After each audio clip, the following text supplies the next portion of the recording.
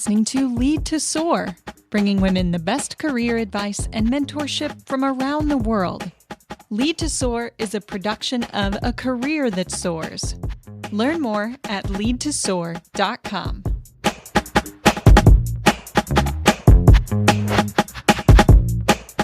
Hello, and welcome to Lead to Soar. I'm your producer for the show, Mel Butcher, and we're coming to you today with a talk from the trio, the co-founders of A Career That Soars, Susan Colantuono and Michelle Redfern, and myself. We're talking today about a topic that comes up over and over again in advice for career women. The topic is confidence. I think this is the first of several conversations that we'll have on topics on and related to confidence. So take a listen, and we look forward to chatting with you on it more inside A Career That Soars. Welcome, dear listeners, to Lead to Soar.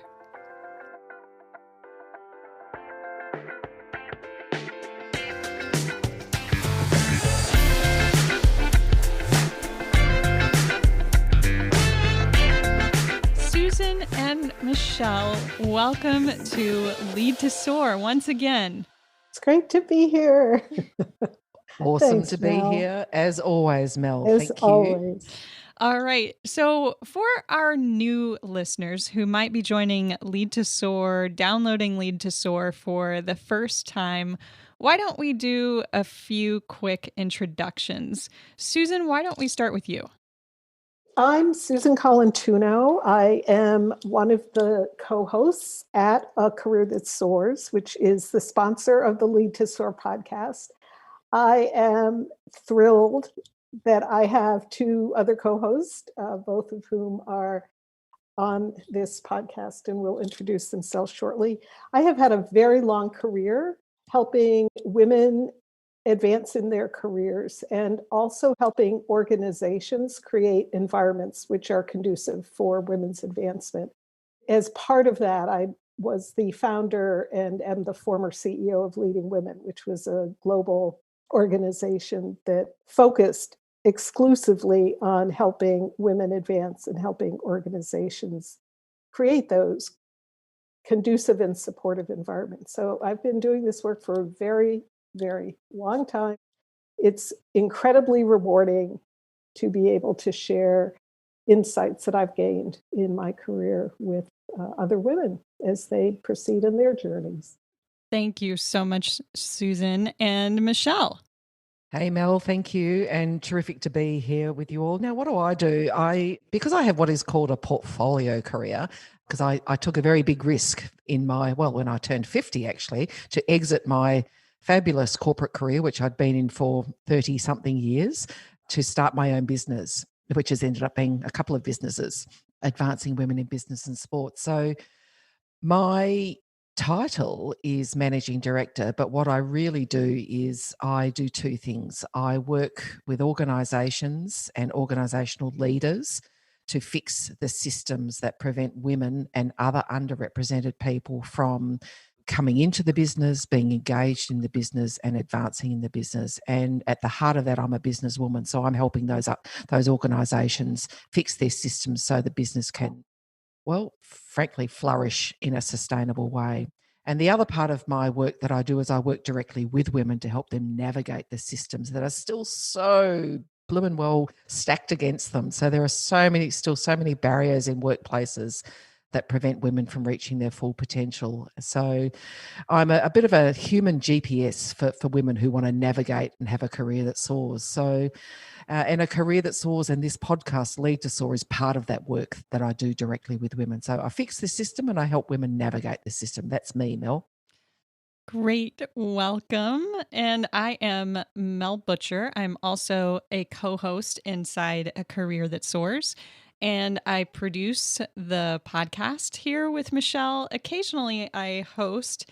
And every now and then we do shows like today where we get the three of us together to have a chat on a particular discussion. And sometimes we're answering questions from you, our audience. Anyone can leave a career-related question for us at leadtosoar.com. There's a place there where you can leave a voicemail and leave your career question to have it answered on a future episode of Lead to Soar. All right, so let's get into today's topic. Today we're going to talk about confidence. And what we want to start with today is sort of definitions on a few words that are really important to this conversation. So let's start there. Let's start with what is confidence, what is courage, and what is competence? Oh my God, what a big start. Okay, well, I'm going to have a crack. So confidence, all of that stuff, Mel. So there's a couple of things that really fly out for me right now. So number one, courage is not the absence of fear, and I've totally stolen that from someone else, probably Brene Brown, because I just steal with pride from her a lot. But courage is not the absence of fear. Confidence is, gee whiz, it's talked about a lot, particularly when it comes to women. I don't know that I've ever had a conversation with a man about confidence, but anyway, I digress.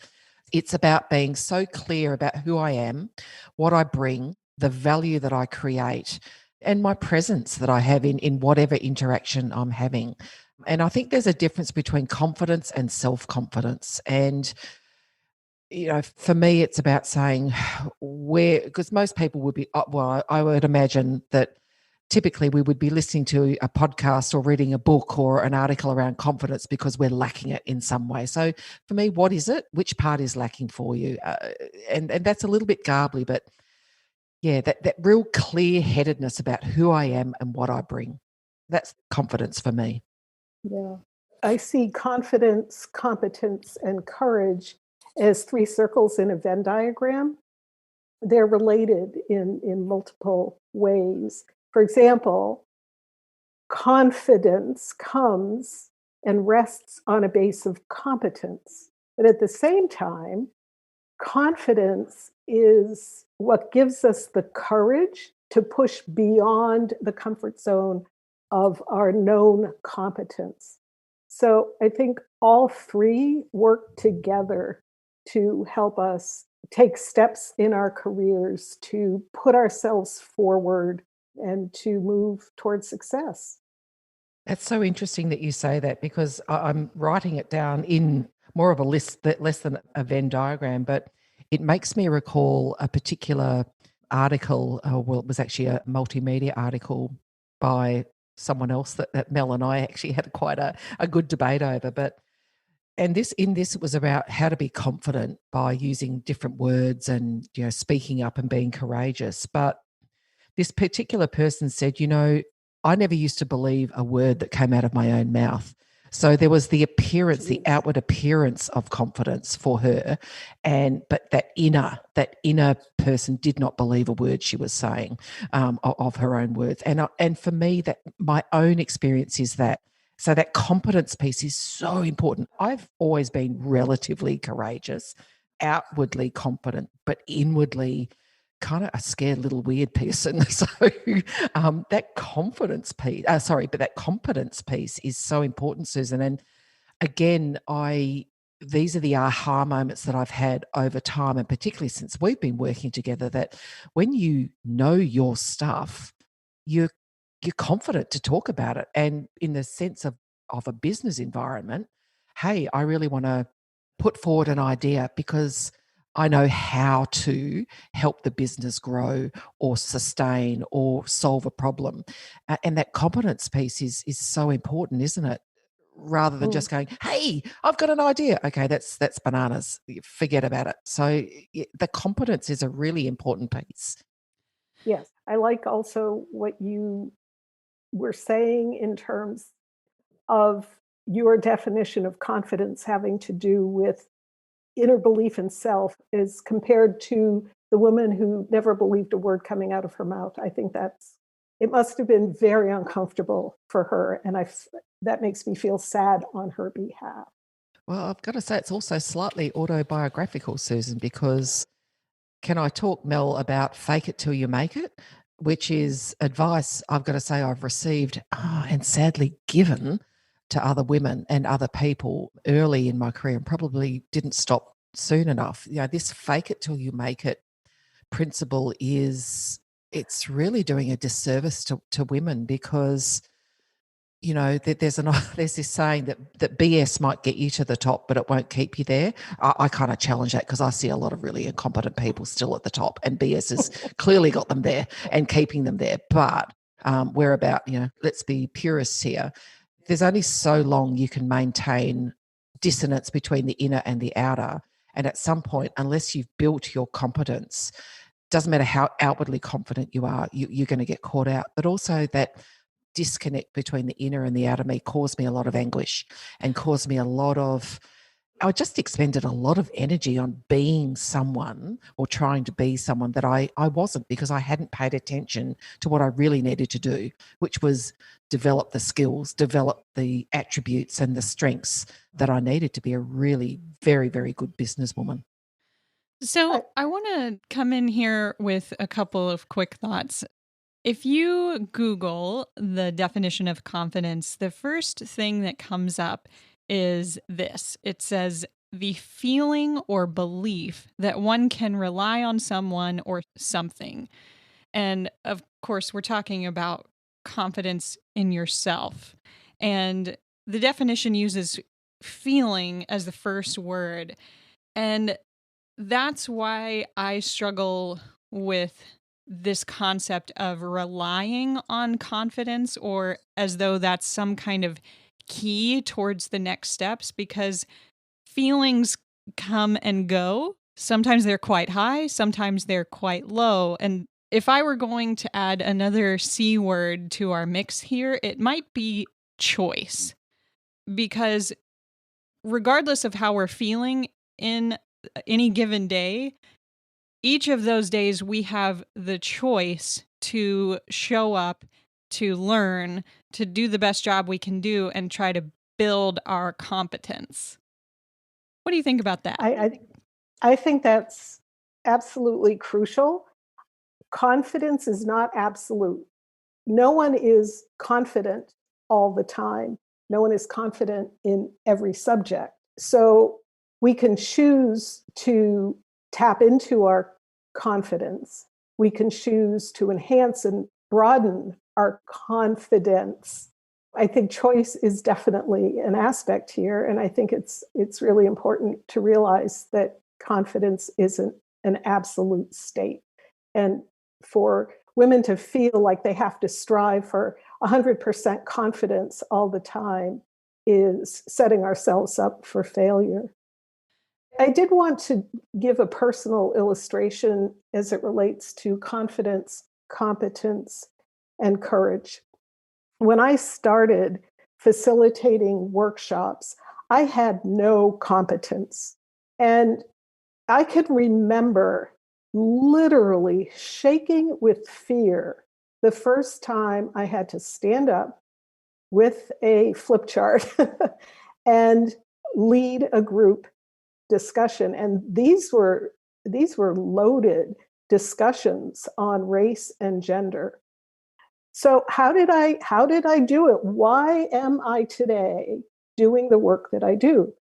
It's not because I had the competence, the professional competence required to be perfect, but I had enough confidence in my ability to learn and courage to push myself out of the comfortable competence, to choose to broaden my areas of competence, which then broadened over time my confidence in those professional abilities. I love that. So and I think that's a perfect segue. That's such a wonderful example. Segueing back to what you were saying, Michelle, on how fake it till you make it is bad advice. Why is that bad advice, and how does that differ from what Susan just described about the choice to show up and practice until she achieved competence? It's bad advice because it is incomplete advice. I would certainly say to people, there are times when you have to put on your big girl pants and kind of front up, show up and just do it. And Susan's example of leading her first facilitation exercise is a great one. And I certainly resonate with that. And I can remember when Susan and I first started working together, and I wanted to keep watching her deliver until I was kind of confident enough to do it myself. And that was because I didn't know the subject matter well enough. I could stand up in front of an audience and talk about pretty much anything as long as I knew what I was talking about. So my competence was a barrier back then. Interestingly, I was just rereading about the 10,000 hours rule, the Malcolm Gladwell principle that anyone can become an expert with 10,000 hours worth of effort applied to developing a skill. Now, look, that's been kind of argued and semi-debunked and what have you, but the principle for me is that you can't continue to fake it until you make it unless you've got that competence. So the 10,000 hours rule, you've got to apply, you've got to learn your stuff, and then you've got to, and it comes back to our leadership principle, you've got to have the skill and you've got to demonstrate the skill. So leadership or career success is dependent on your proven and your perceived leadership skills. And we want women to have the skill and demonstrate it. Many of the women that we work with, many of the women are completely and utterly competent, but they may not necessarily be demonstrating or have the confidence to demonstrate their competence to the right others. So sometimes, fake it till you make it is incomplete standing on its own. But in and amongst building your competence, doing the 10,000 hours, trying to achieve mastery in the skill that is required, the competence that is required, it can be useful, i.e., okay, take a deep breath and go out and present to the audience. Take a deep breath and present your business case. It's a little bit of, it's complicated, but like a lot of advice given to women, taken on its own without some other pillars to stack around it or the Venn diagram, it is incomplete and it's doing a disservice. Michelle and Susan, I'd like to ask a little personal question here. Do either of you have a story around building your own confidence that you could share? Yep. I've got two that come to mind.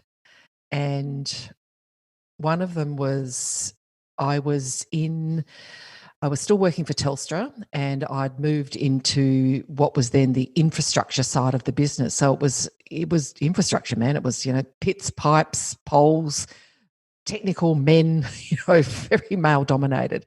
And I was the first big leadership town hall for this particular group. And I was no one. I'd come from an area where I was someone. So my brand was well known, but I'd made a strategic career move into this other part of the business. So coming up to this leadership town hall, and I thought, okay, so here's Michelle. And for those of you who've been following our stories, you know that at that point I'm ambitious, I'm driven, I want to make my mark, and I want to have a career that soars.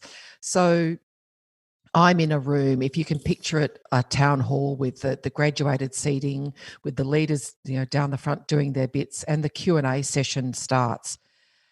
And at that point, I thought my goal here is to ask at least 3 questions. Now, I had no idea what question I was going to ask. And, I was very interested, but I just thought my goal is to ask 3 questions because, A, people need to know here, particularly the people who, the right others. B, I need to learn about this organisation. So I need to be quite thoughtful and ask questions that are really going to help me learn more about the organisation. And C, I wanted to challenge myself because I was having a little crisis of confidence in this role because I'd come from a very familiar background. So I'd been in contact centres, leading big contact centre delivery environments, and now I was in a very different part of the world. And my skills and my leadership skills were and my strengths were still in high demand, but my technical skills weren't serving me any longer. So I needed to learn some new skills. So I was having a crisis of confidence, and I thought, all right, Michelle, what would you tell someone else to do?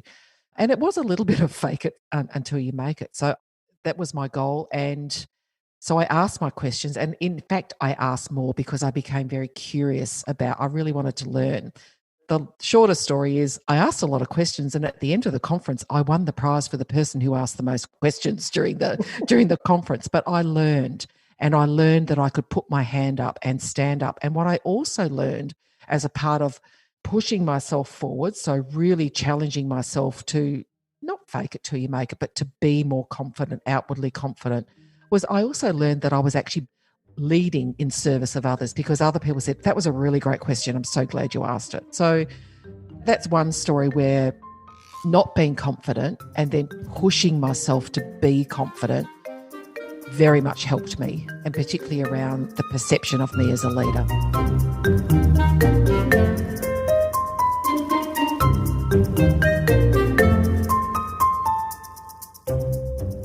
You're listening to Lead to Soar. You can listen again and share episodes you find helpful via iTunes, Spotify, or wherever you download podcasts. Find show notes and information about joining a career that soars by visiting leadtosoar.com. That's leadtosoar.com. Thank you for joining us.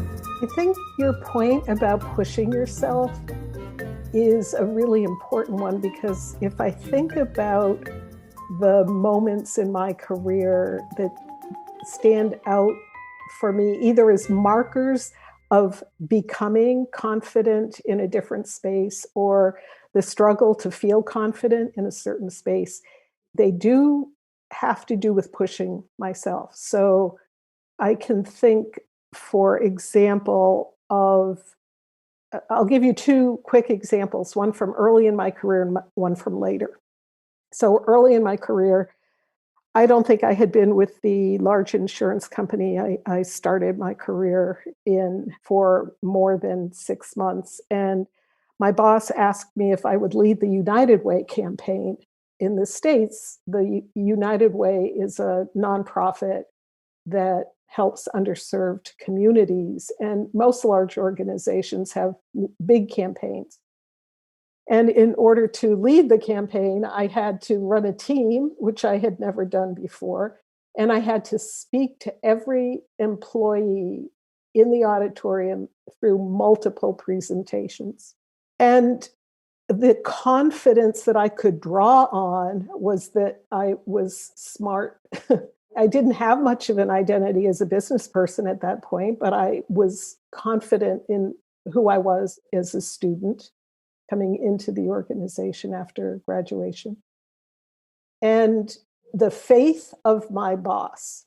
So those were the things that I had, but I had to push myself into these difficult situations. So again, expand my competence and use my courage in order to do so. It was the most successful campaign that the company had run. So, it worked out in the end. But what you talked about, Michelle, in terms of pushing oneself was a huge element.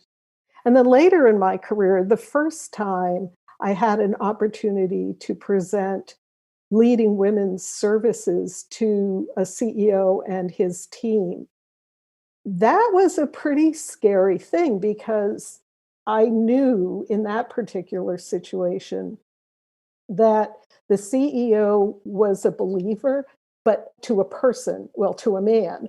All the other members on his team were not. And I had to walk into that room knowing that there would be a lot of hostility coming my way. And again, I drew on a whole different layer of competence than I had earlier in my career. I drew on my courage and I pushed myself into that situation, and we got the gig. It was quite challenging, as you can imagine.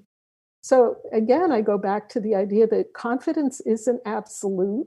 As we grow in our careers, the realms in which we have to feel confident change.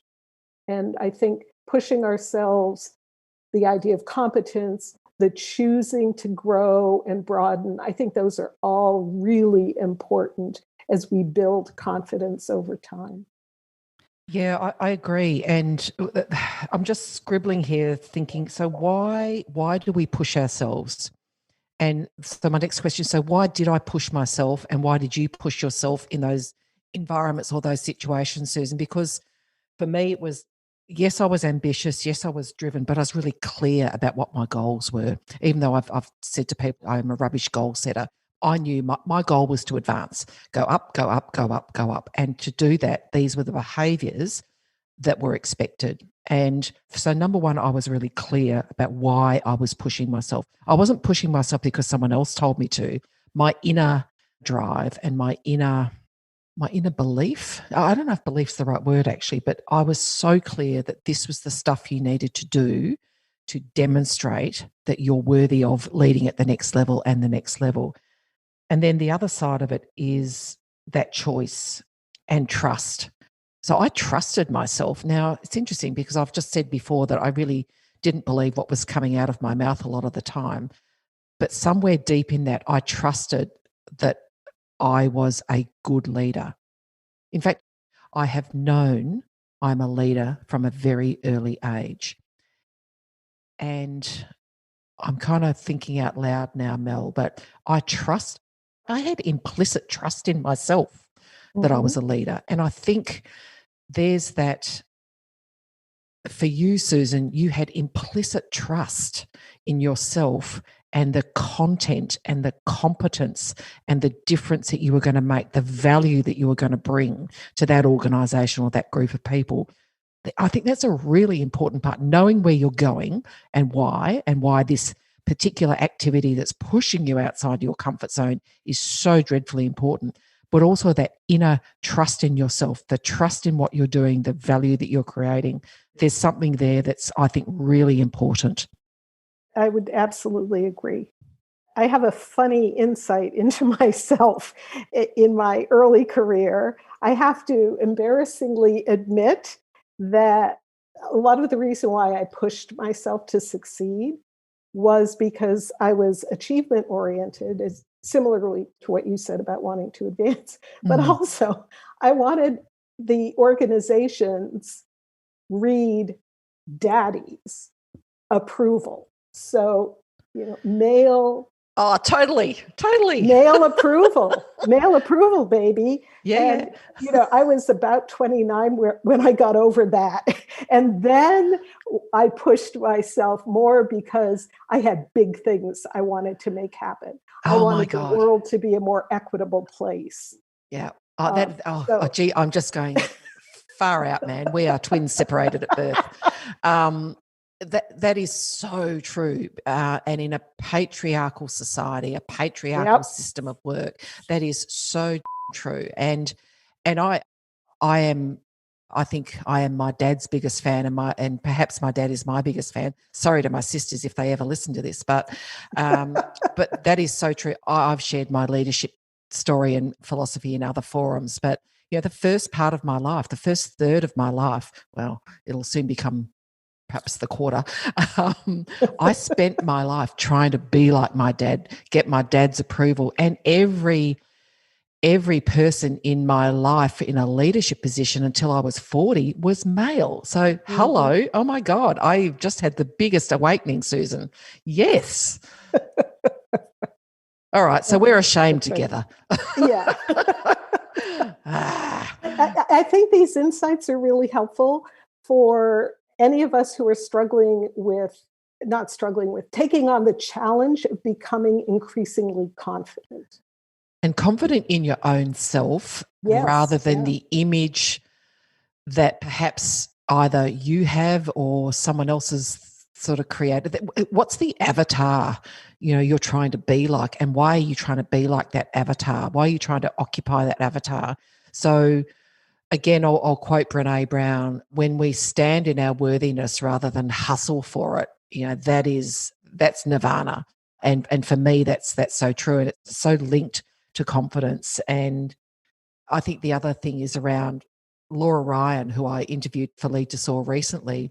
She just said, have you got the disease to please? And I went, oh, God, hell yes. Well, I haven't got as much anymore. There's something about being a bit, you don't give a damn. But I had the disease to please as well, which, approval seeking and trying to please everyone means that you don't pay attention to yourself. You don't pay attention to your own greatness, and you're bending yourself out of shape, trying to be this avatar, trying to please other people, which means, frankly, that is a recipe for a lack of confidence because you don't know who you are at the core of all that.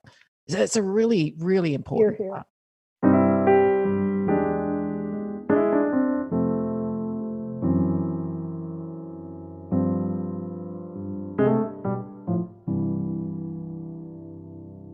Susan and Michelle, when I think about everything that was just covered, there's so many layers to it, and I want to try to pull out a few points, particularly insights that might be useful for some women that are earlier in their careers. So I heard from you that when you're earlier in your career, you're still trying to find your way a bit as a businesswoman, and you do have to try some things and do some of the work to build your competence, and confidence follows as a component of that. Susan, you also highlighted that confidence isn't absolute, and you both talked about things where as you grew in your career, you had to gain new skills, hone in on some of your existing skills, and confidence doesn't come at the beginning, it comes after you've developed competence in some of those areas. And then a final piece that I want to highlight is really, I think at the core is around values. So some of us can fall into the trap of what one of our guests called the disease to please. And you've also highlighted here this idea that perhaps in a patriarchal system, we're kind of brainwashed to need to please our male superiors. So I want us to unpack that a little bit more and then maybe go into some myth debunking.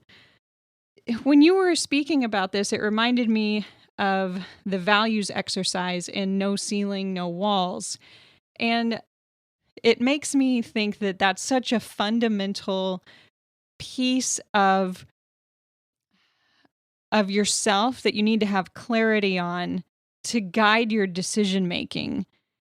Do you see the connection I'm trying to draw here about if you're clear on your values and then on your purpose, that should perhaps guide more where you're trying to please rather than relying on people outside of you to validate you?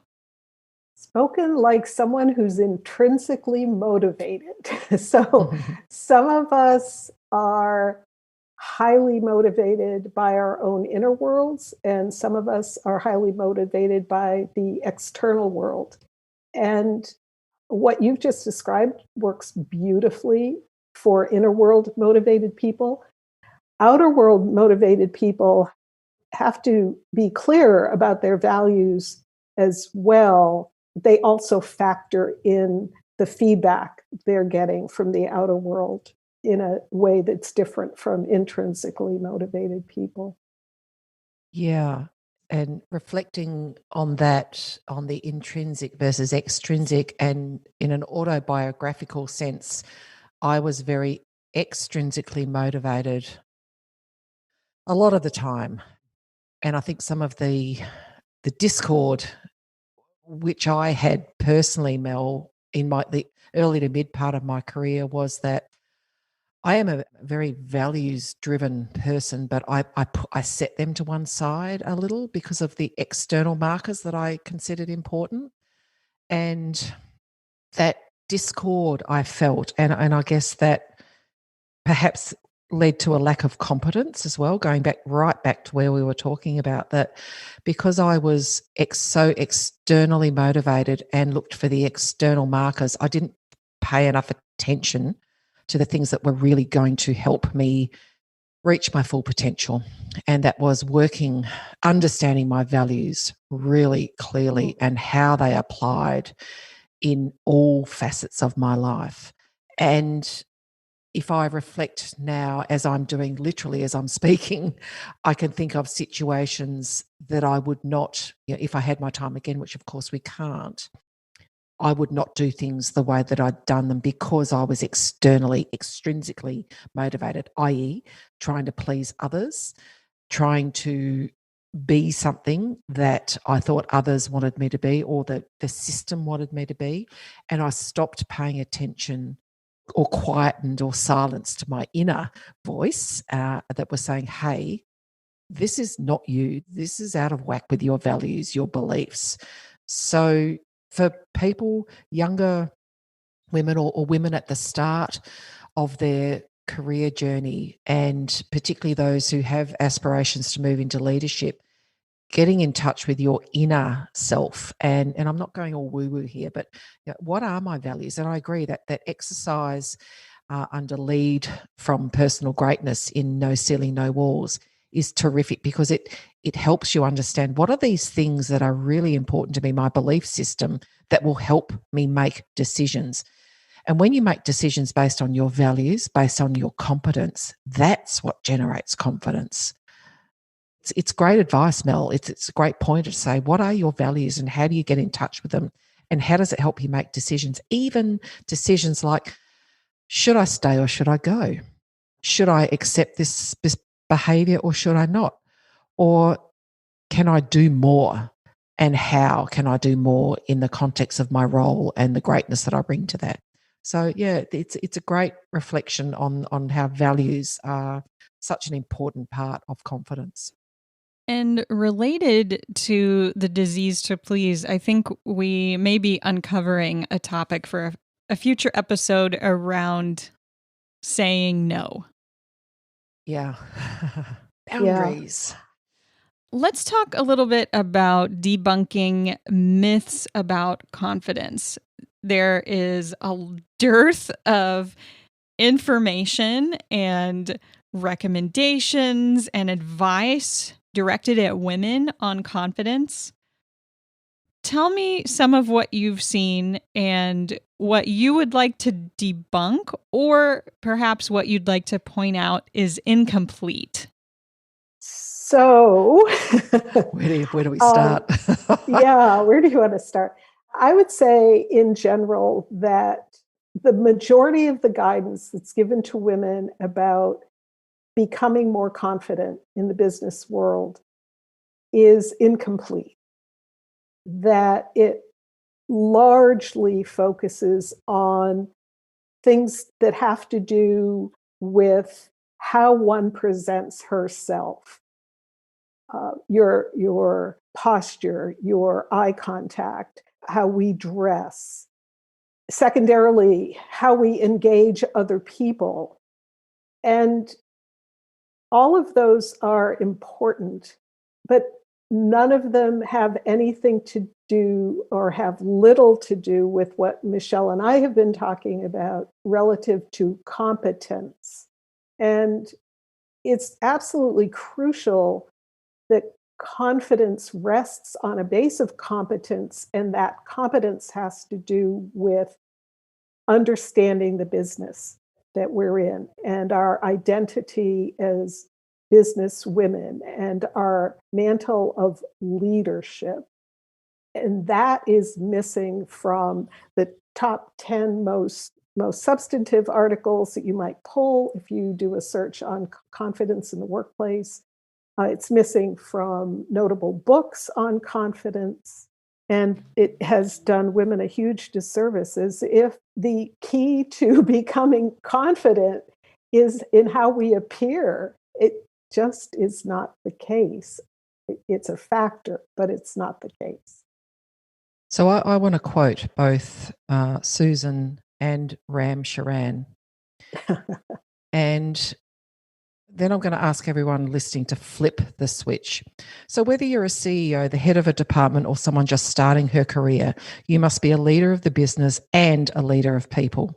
A leader of the business knows what to do. A leader of people knows how to get it done. So that's from Charan in What the CEO Wants You to Know. In No Ceiling, No Walls, we talk about being beware of conventional wisdom. And leadership and women being successful business women and becoming, whether they want to be the CEO or just extraordinarily competent at whatever they choose to do, the way they dress, the way they speak, in terms of the tone of the voice, the pitch of the voice, is kind of incomplete. I would like to say it's irrelevant, but of course we know it's not irrelevant because women are judged on their appearance. But if all of you went to your CEO or whoever heads up your business today and said to that person, what is it that you want me to know? That person would not tell you about your hair, your clothes, the pitch of your voice. They would say, I want you to know how to help me grow this business.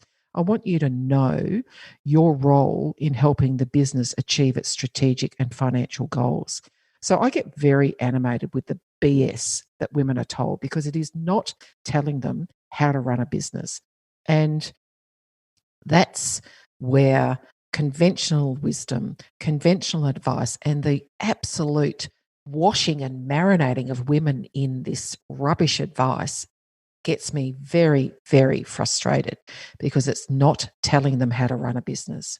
And that's why any book on confidence, any, apart from yours, Susan, any course, any article, please look at it really, really carefully and saying, is this telling me what I need to do to run the business?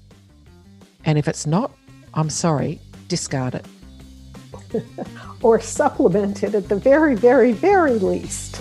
Yeah. Yeah. Yeah. Hi folks, Michelle Redfern here. Hey, I want to talk to you about how anyone at any level can wear the mantle of leadership. Traditionally, when a queen is crowned, she dons the mantle and takes the staff of royalty. These are symbols of elevated responsibility. But hey, you're lucky. You don't have to wait for someone to give you your mantle of leadership. You can don it yourself right now. And when you do, the path to advancement and a career that soars gets a little clearer. Based on No Ceiling, No Walls, our 6-week program, Your Mantle of Leadership, is perfect for emerging leaders. Or if you're in a more senior position but have never had the benefit of leadership development, our course is for you. In the 6 weeks, we focus on foundational leadership skills, we brainstorm leadership challenges and opportunities, and we talk about the successful moves that you need to make to take you from career start into early and middle management positions. So I look forward to seeing you in Your Mantle of Leadership, which you can find under courses in A Career That Soars. The entire appearance thing is such a tricky subject because I believe that there are many different schools of thought out there. There are people who think it shouldn't matter, and so that's not something I'm going to give any attention to. And there are other people who, for themselves, they believe it matters quite a lot, and they spend quite a lot of money on it, and believe that in making those choices, they're helping themselves to be more confident. And, you know, we kind of have to believe that, right? Because we're not inside their heads. Mm-hmm. I'd like to share a little anecdote and invite your comments on it. When I began early in my career, I started in an environment that was male-dominated, and the habit of most people at the agency I worked at was to dress fairly casually. And I made a deliberate choice to show up in slightly dressier clothing, you know, more businessy clothing. And I did that because I wanted to send the signal that I was more serious about my work and that I wasn't going to just show up in jeans. That alone is not what created confidence for me. I had to learn, I had to do the hard work, and I got better over time, and worked with my boss on getting better and those types of things. But for me, there were multiple layers, right? I made choices about my appearance, and I did the work. Yeah. So I have a similar story, but in reverse, Mel. So let me just noodle on that out loud.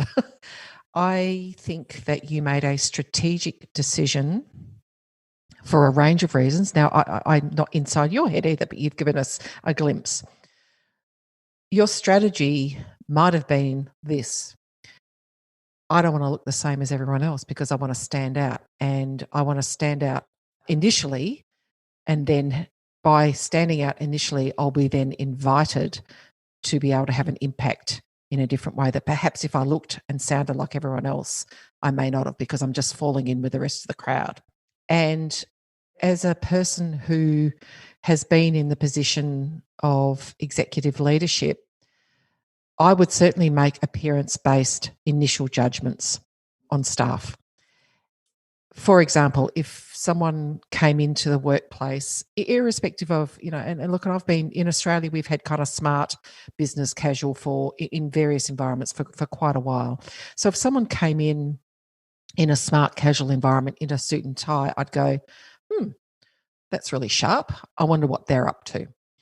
And maybe I would, if that person was close to me, I'd have a conversation to say, are you off for a job interview or something? Joking. But I would single that person out and say, I'm curious about why you want to stand out. Now, that's the very blunt way, but I would do it in a conversational way. So Mel, I think it's a way you can use your appearance to send a message about something. So I think that applies to both women and men. So I have a friend who works for Facebook in the US, in California, and he wears a tie to work every single day. And, Cam, if you're listening, and he's a terrific feminist man, so maybe he will be, he stands out. But that's his thing. That's his brand. It's the way he dresses. Wherever he is, he wears a tie. So, Mel, I think you can use your appearance quite strategically. So 2 things popped into my mind, Mel, when you were using your experience to broaden the conversation about appearance.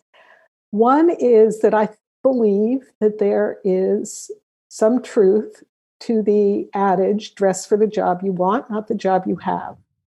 And by dressing the way professionals 1 or 2 levels above you dress, it gives hiring managers a bit more confidence, because, as Michelle said, appearance does matter and it signals certain things. The other thought that popped into my head was the importance to me, and I think of other women, of having those the power clothes and the power jewelry, the stuff when I put it on makes me feel good about myself. So all the typical self-doubts that women are saddled with about our appearance drain away when my hair is the way I like it, and when I'm wearing my favorite gold earrings and my pearl ring, and when I'm wearing clothes that make me feel good. It's so easy to have confidence drained away when we're doubting our appearance. So that's what popped into my head about your example. Yeah. And my own example, Mel, was when I was still in the corporate world, and this is a little bit going back to how we try to assimilate or, become part of, the disease to please, I guess. And I was in this particular environment, and I was going up an escalator, and I looked around, and I was in my grey business suit with my relatively conservative hair, although some people wouldn't have said it was conservative at that stage. And I looked around and I thought, oh my God, as a person who's prided herself on being different and innovative and quirky, and I just look the same as everyone else, and I'm starting to sound the same as everyone else. So I literally that week cut my hair, did a different style, threw out my corporate clothes and started dressing the way that Susan described, in a way that made me feel like me, that made me feel powerful and authentic. And whilst the clothes, they say the clothes maketh the woman.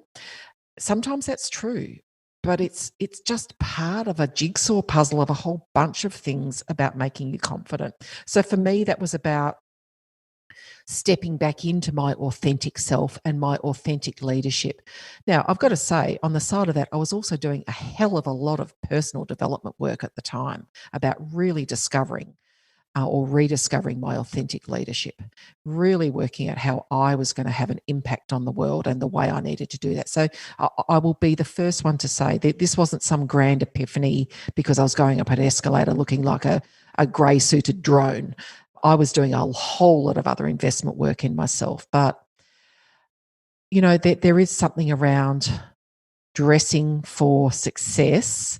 But if it's the only advice you're paying attention to and you're opting into a slavish, dogmatic way of dressing for success, like I had, perhaps that's doing you a disservice. So, yeah, mine was the flip of yours. I wanted to be different, Mel, as well, but in a different way.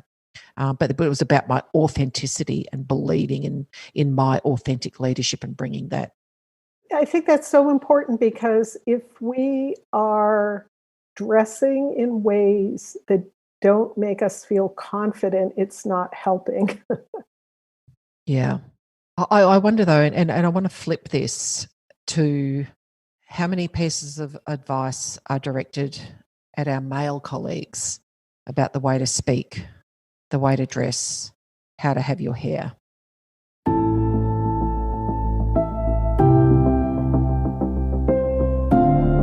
Mel Butcher here. Thanks so much for joining us for this episode of Lead to Soar. There's still some time before this episode's over, so if you need to take a pause, this is a good point to do so. And while I have you here, I have a little favor to ask. If you've enjoyed this episode or other content we've produced, please take a moment to share with a friend or colleague whom you think could benefit. Word of mouth is the best way for us to grow. Thank you again for downloading, and thank you so much for sharing your time with us.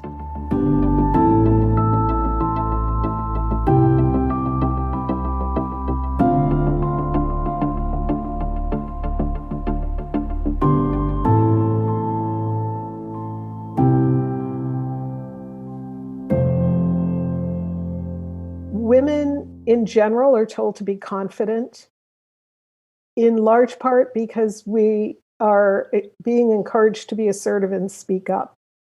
This is a double-edged sword for some women of color who, when they are assertive and speak up, bear the label of being seen as angry or hostile or disrespectful. And in that respect, I think we have to be really careful about recognizing that the advice to be confident, to speak up, and be assertive isn't universally applied to all women. And when women are confident, are assertive, and do speak up, it isn't universally accepted from all women. Yes, absolutely. So this resonates well with what we discussed on the 2020 Reflections episode, where you talked about, I believe it was the AI expert who was fired from Google. Yes. And describing it as going from their pet to a threat. So that is absolutely on point, that women of color, definitely Black women and Latina women, have received that label, and they have to walk the boundary between those two spaces of what is acceptable in their workplace. Mm. So, as Michelle and I have both touched upon, and Mel in one of her examples touched upon, because the advice tends to focus on personal aspects The advice on confidence tends to focus on interacting with other people. And because it is sorely lacking in the advice to develop your business, your strategic, and your financial acumen. So to become a strong businesswoman, that base of competence is weak and shaky. By adding in the advice that and the understanding that confidence rests on a base of competence, and that for any woman who wants to build a career in an organization, that competence has to relate to understanding the business, where it's headed, your role in taking it there, its strategy, your and your team's contributions to achieving the strategy, the financial outcomes, the levers you push to move those outcomes in the right direction. To that extent, that the base of confidence will be a strong, sturdy, sustainable base. And I would add, and I want to loop back to particularly our listeners who are emerging and establishing leaders, at career start and moving through into the mid part of their career. As an individual contributor, your confidence will come from knowing your job really well and doing your job really well, and also knowing how to do and be ready for the next job that you can know really well and do really well. This is around your positional purpose. And your positional purpose, which you will find out more about in the book, No Ceiling, No Walls, and also in our course, Your Mantle of Leadership, is saying, what is my role in the organisation and how do I contribute to its strategic and financial outcomes? How do I use the greatness in me to achieve and sustain extraordinary outcomes by engaging the greatness in others? So that advice, confidence comes from knowing your stuff really well. And for those of you at the start or starting to move through the beginnings of your career, know your job and do it really well. That's what brings confidence. I totally agree. And there are many other aspects to confidence that we haven't had time to touch on that we will be able to address in our upcoming program on confidence. For example, there are two really important dimensions of confidence that has to do with, do I feel confident, which we've been talking about throughout this podcast. But the other dimension is, am I seen as confident? Yeah. And we have a lot to share about that, but we don't have time to do that today. And then how confidence manifests in our assertiveness, in our speaking up in meetings, in our ability to self-promote. We haven't had time to talk about that today, but we will when we deliver our course on confidence within a career that soars. So we hope that we'll see you there. Inside A Career That Soars, we host regular courses on different topics that are designed to help you progress in your career. And we are finalizing one on confidence that will cover what Susan described. We will cover things like how confidence manifests itself in different career stages. We will go into a deep dive on business outcomes and why those are important. So, Susan and Michelle, thank you so much for sharing the time today to cover this very complex topic of confidence and give us a preview to what's coming in the course. I'd like to just ask now if you have any final thoughts that you'd like to share with our listeners. Well, actually, the thought I would like to leave any listeners with is that confidence is a journey. No one will ever be fully confident in every single and any situation she enters. I know from interviewing Fortune 500 women CEOs that moving into that position caused them to question their capabilities. So as Mel said earlier, and Michelle, they pushed themselves to learn what they had to learn to become confident at that level. So it's a journey. And hanging on to what you know are your bases of confidence is much more important and much more functional than the self-talk that says, well, I'm not confident. Everyone has bases of confidence. And anytime that little voice wants to tell you you're not confident, tell it to be quiet and that you're working on it and that it comes over time. So my final thoughts are that I want women to go beyond the headline around how to be more confident. I want them to really, really think about what is confidence and how and what do I need to do to achieve the goals that I've set for myself.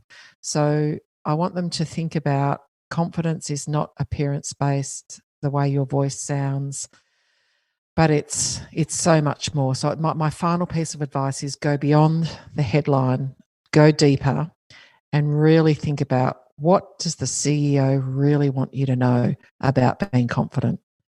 The CEO really wants you to know about being confident about how to run the business. Then ask yourself, is the advice you're getting about confidence really going to help you do that? So that's my final thoughts, Mel. Thank you. And I have one final thought that I definitely see this with confidence, but also in some other areas of life. We all have a sort of voice and narrative running in our head. And on bad days, it can be really difficult. And that's what I think about with what I said earlier around confidence being a feeling and it kind of waxing and waning. But the great thing is that we all have a choice. We have a choice every single day that we're lucky enough to wake up alive in this world to choose how we're going to show up and choose our actions. And I think if we direct those towards competence, our confidence will definitely follow. Maybe we wish there was a magic pill to just make us feel confident 100% every single day, but that doesn't exist. Our choice exists every single day, though. Hear, hear. Hear, hear. That's really excellent. Susan and Michelle, thank you so much. This was a wonderful episode, and I'm looking forward to future episodes that we're going to make together, especially based on several of the topics that came out of this call. Thanks, Mel. Thanks, Mel. Thanks, Michelle. Thanks, Susan. Thank you for downloading Lead to Soar. When you have a moment, consider popping us a kind rating and review on your favorite podcast platform of choice. And we always appreciate when you share Lead to Soar with friends and colleagues. Your support helps us to continue building this amazing free resource. Lead to Soar is hosted by Michelle Redfern and executive produced by Michelle Redfern and Mel Butcher. You can reach Michelle directly at michelleredfern.com. And you can reach Mel directly by visiting melbutcher.com. Lead to Soar is a production of A Career That Soars. Learn more about joining A Career That Soars by visiting lead2soar.com and clicking the ACTS link. That's lead2soar.com. Thank you for joining us.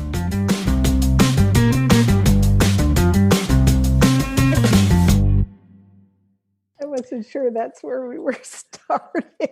Oh, you put number one there, so I thought that's where you wanted to go. Oh, yeah, it was, but I forgot. No, I'm sorry. That's all good. Too funny.